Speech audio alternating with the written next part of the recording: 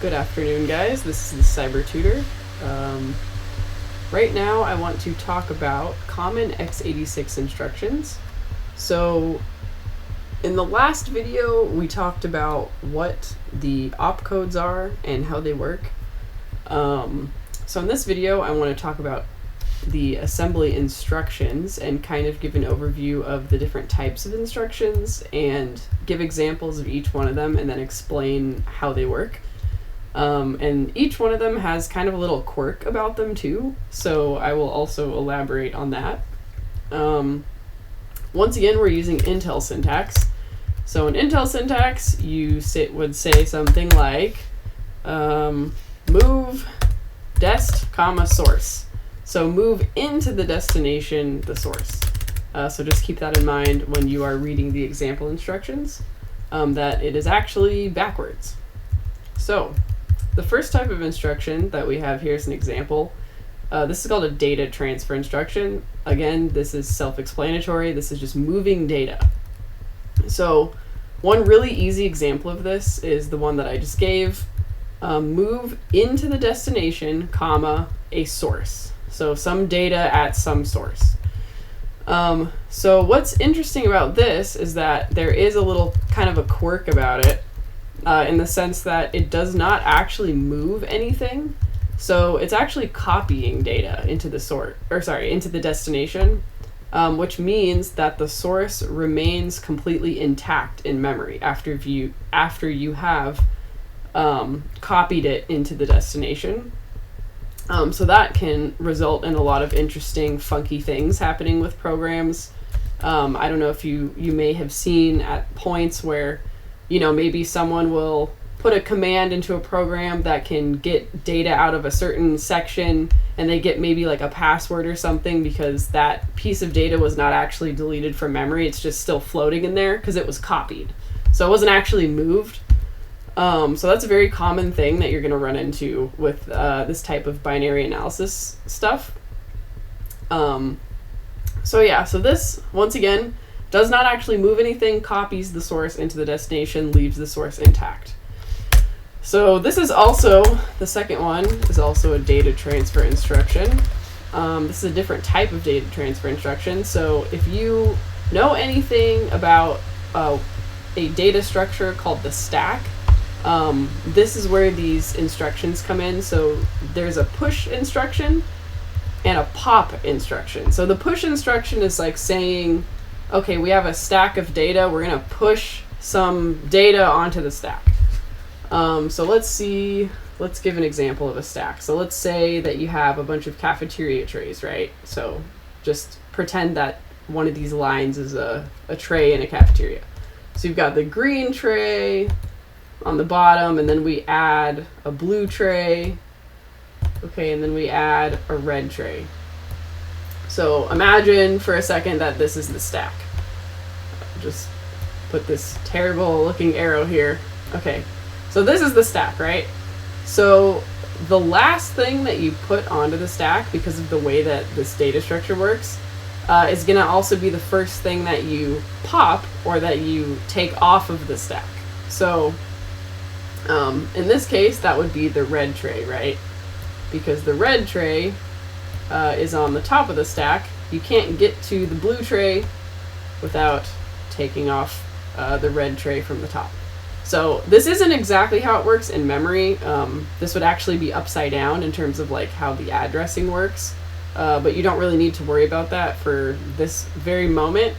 I just wanted to remind you what the stack is in case you forgot or in case you don't know what a push or a pop is. So the push function would be like when we added the red tray to the stack. So we pushed something onto the stack from a source, right? So like if we have the red tray over here, so we're pushing it onto the stack. So I let's see, I can add some, I was gonna add some text, but I don't remember where the button is. Well, never mind. So so then we push the red tray onto the stack and then we pop it off. So I'll just do it like this. I'll say like push. Oh boy. I'm using my trackpad for this. Don't ask me why. I can't find my mouse. So then push, and then let's see, pop. Whoa. That was not terrible considering I am using my pointer finger on a trackpad. Okay. So push the red tray onto the stack, popped it off. Bingo. So the next thing we are looking at, let's see. So so now we're into the arithmetic instructions. So these are like, in this section, you can have add, subtract. You know what? I think I'm just going to say add, subtract to not get weird for now, because there are other arithmetic instructions, but they're a little more complicated. So I'll just say, for example, adding, subtracting. So you can add two values, you can subtract two values. You could say like add the destination to the source. You could say, you could even say like add 1 to the destination or something like that. Like you can add a specific value to another value that represents a location or something like that, like a pointer. So here we have an instruction that I wanted to point out because I think this is important. So this is CMP, or compare. So this sets the CPU flag value. So CPU flags are like special values that the CPU has that they can assign when they come to a conclusion on like an arithmetic problem. So like let's say that source 1 equals like 5, okay? And then source 2 equals 5. So you would do compare source 1 with source 2, so compare 5 with 5. So then we would determine that 5 equals 5, right? So then the CPU, depending on that answer, it could set a flag value. So there are a few flags, but there's a flag called the 0 flag, which is interesting. So this will make the program do certain things if it determines that a value is set to 0, or if it's not 0, which is interesting. So you can also call this flag ZF. So ZF, or 0 flag. So for example, set the value to the 0 flag equals 0 if source 1 is equal to, completely equal to source 2. So this is kind of funky. Some of these flags are funky because they can actually mean the reverse. So if you set the 0 flag to 0, it actually cancels itself out and it means that the result was not 0. So it was any other value besides 0, right? Because if the 0 flag equals 0, it's like, oh, so then two negatives, right? So that's not 0. If the 0 flag equals 1, then it means then the result actually was 0. That's one of the super funky flags that you will run into probably at some point. So I wanted to mention it now just to kind of give it introduction. So there's another thing in this section.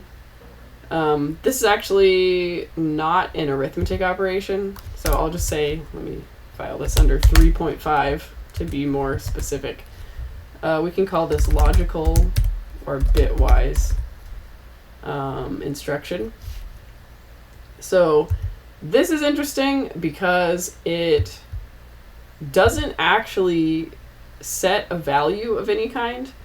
It pretty much just kind of tests something. So instead of comparing where you are setting the CPU flag value, right, based on the result of that comparison, this checks the comparison, but it doesn't actually set any type of value. It just kind of does the problem, but doesn't really do anything with it.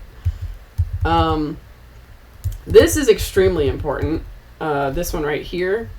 This is called an unconditional branch instruction.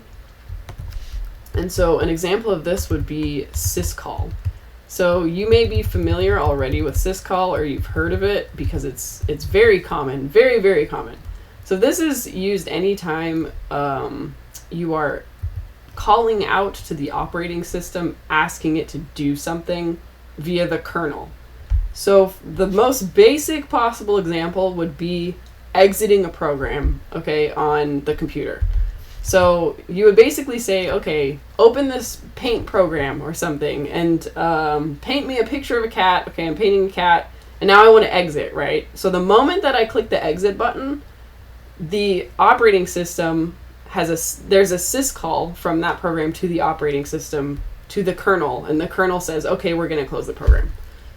There are lots of different types of syscalls. You can do different things with them. Opening things, closing things, you name it. So, let's see what we have next. Okay, so next we have jump instructions. Let's see. These are conditional branches.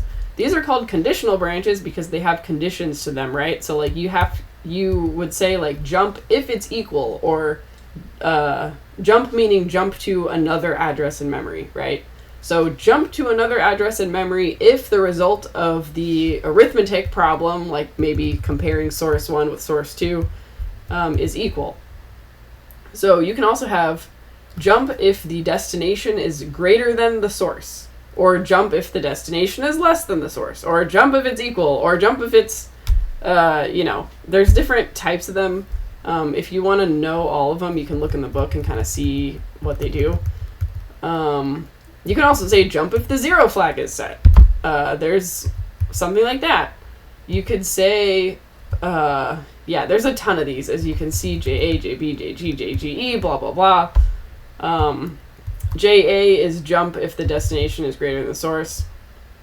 JB, if it's less than, meaning jump if below. So you have jump if above and then jump if below. And you can look into the rest of these because they get pretty crazy pretty fast. Okay, so 6, let's see. What did we do? Oh, okay. So this is miscellaneous. I think I spelled that right. So these are miscellaneous instructions. So this one is LEA for loading a memory address into a destination. You can do stuff like that too. And then the last one that you want to know, this is also very important, especially for this topic, binary analysis or any type of like software exploitation stuff, is NOP. So you may have heard of something if you've taken a very basic course on maybe like a buffer overflow, of something called a NOP sled. So it's like if you, for example, are feeding malicious code, let's say, into a program, okay? Sometimes if you just throw the code at the program, the CPU is like, blah, blah, what do I do with this? I don't know what to do with this. And it just kind of like just dies and it doesn't work. So what you can do is you can put padding around it. So you pad what's called the bytecode that you're sending to the program. So if you have evil bytecode, you could pad it with something called a NOP sled, or just NOPs, like chunks of NOPs. And so it's basically just putting empty instructions around it, and this can make it easier for the CPU to process it. So this means literally do nothing. So if you just send it a bunch of these, it just won't do anything. You can also sometimes throw these at programs in order to break them. Sometimes programs get really weird when you give them funky instructions like that. So that's another thing.